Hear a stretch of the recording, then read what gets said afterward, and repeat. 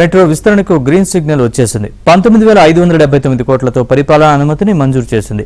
మరోవైపు పాతబస్తీ మెట్రోకు 125 కోట్లు విడుదలయ్యాయి.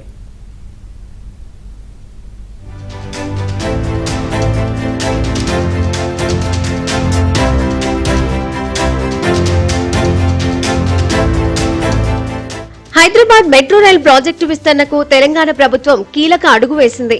మెట్రో రెండో దశ ప్రాజెక్టుకు 19,579 కోట్లతో పరిపాలనాపరమైన అనుమతిని మంజూరు చేసింది. ఈ మేరకు ప్రభుత్వ కార్యదర్శి ఉత్తర్వులు జారీ చేశారు. ఈ భారీ ప్రాజెక్టు ద్వారా హైదరాబాద్ లో ప్రజా రవాణా వ్యవస్థ మరింత బలోపేతం కానుంది.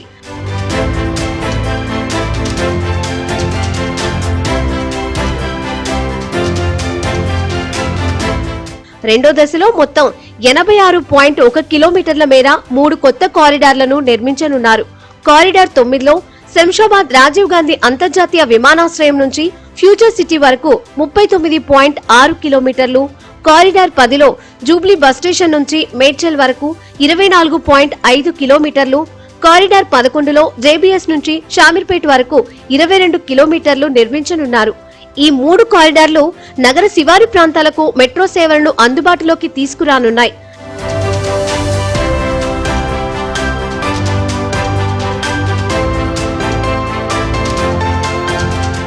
ఈ ప్రాజెక్టును హైదరాబాద్ ఎయిర్పోర్ట్ మెట్రో లిమిటెడ్ ఆధ్వర్యంలో కేంద్ర రాష్ట్ర ప్రభుత్వాలు సంయుక్త వెంచర్ గా చేపట్టనున్నాయి.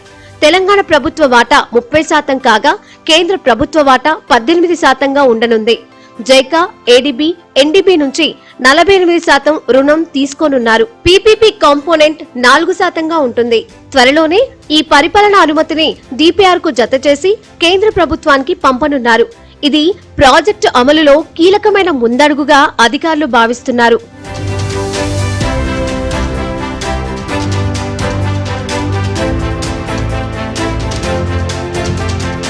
ఇక హైదరాబాద్ పాత బస్తీలో చేపట్టిన మెట్రో కారిడార్ కు రాష్ట్ర ప్రభుత్వం ఊతమిచ్చింది.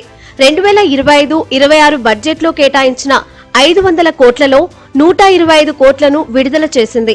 రెండో దశ విస్తరణలో భాగంగా ఎంజీబీఎస్ నుంచి చాంద్రయానగుట్ట వరకు 7.5 కిలోమీటర్ల కారిడార్ కు చేపడుతున్న పనులకు మొత్తం 2,741 కోట్లు కేటాయించారు. ఇందులో రాష్ట్ర ప్రభుత్వ వాటా 30% ఉంది. మిగతా నిధులు కేంద్రం, అంతర్జాతీయ బ్యాంకుల నుంచి సేకరించనున్నారు.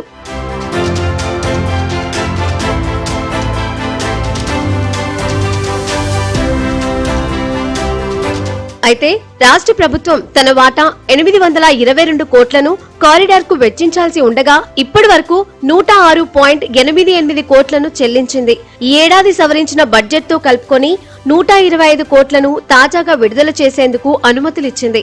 ప్రభుత్వం తాజాగా విడుదల చేసిన 125 కోట్లు పాత బస్తీలో నివాసాలు కోల్పోతున్న బాధితులకు అందించే పరిహారంతో పాటు కూల్చివేతలు, ఇతర పనులకు దోహదపడతాయని Hyderabad airport metro rail limited వర్గాలు చెబుతున్నాయి.